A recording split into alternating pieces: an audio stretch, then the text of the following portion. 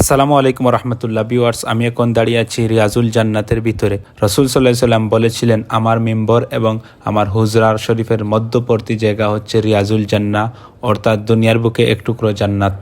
এই যে মেহরাবটা আপনারা দেখতেছেন, এটা হচ্ছে মদিনাতুল মুনাওয়ারা মসজিদে নববীর আল্লাহ রসুল সাল্লাল্লাহু আলাইহি সাল্লামের মেহরাব মোবারক। এই জায়গাতে দাঁড়িয়ে রসুল সাল্লাল্লাহু আলাইহি সাল্লাম মদিনা মুনাওয়ারার মসজিদে নববীর ইমামতি করতেন।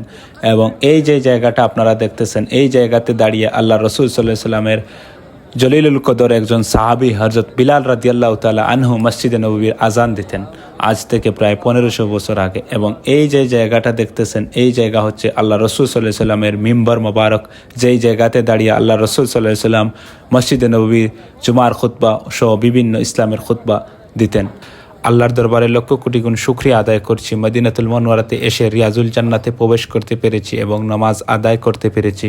অনেক মানুষই দেশ এবং দেশের বাইরে বিভিন্ন জায়গা থেকে, দুনিয়ার সব দেশ থেকেই মানুষ আসে মদিনাতুল মুনাওয়ারাতে, কিন্তু সব মানুষের স্বপ্নটা রিয়াজুল জান্নাতে ঢুকার, কিন্তু সব মানুষের স্বপ্নটা পূরণ হয় না। আল্লাহর দরবারে লক্ষ কোটি গুণ শুকরিয়া আদায় করছি, রিয়াজুল জান্নাতের ভিতরে আল্লাহ আমাকে প্রবেশ করিয়েছেন।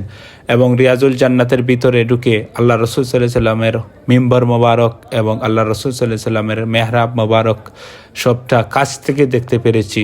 এবং রসুল সাল্লাল্লাহু আলাইহি সাল্লামের অন্যতম জলিলুল কদর সাহাবী হযরত বিলাল রাদিয়াল্লাহু তাআলা আনহু যেই জায়গাতে দাঁড়িয়ে আজান দিতেন মদিনাতুল মুনাওয়ারাতে, সেই জায়গাতে দেখতে পেরেছি, হাত দিয়ে ছুঁতে পেরেছি। আল্লাহর দরবারে শুকরিয়া আদায় করছি। এবং মদিনাতুল মুনাওয়ারাতে যারাই আসবেন, আল্লাহ সবাইকে যখন মদিনাতুল মুনাওয়ারা রিয়াজুল জান্নাত নসিব করেন এবং সবাই আসবেন, এখানে চেষ্টা করবেন আসার জন্য। আল্লাহ রাব্বুল আলামিন সবাইকে এখানে আসার তৌফিক দেন।